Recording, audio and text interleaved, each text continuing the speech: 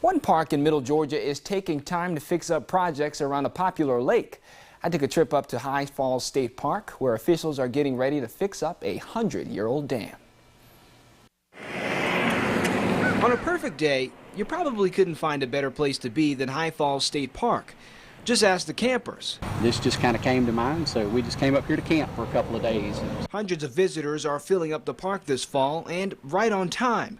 The dam at the park's lake is slowly but surely getting some work done. It's over 100 years old, so it does have one leak, and we're going to repair that leak. Residents who live on the lake will have the opportunity to make dock repairs.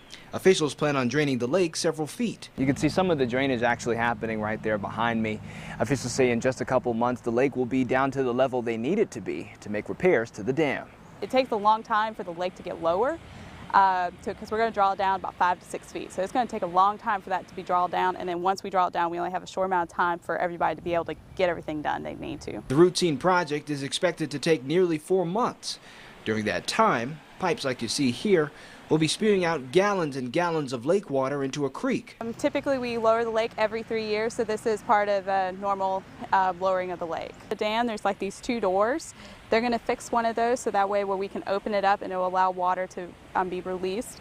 And that is a more effective way to lower the lake. It will allow us to lower the lake by 1/3 within 10 days. Officials say the repairs will make for a better, safer lake for the thousands of visitors they see each year.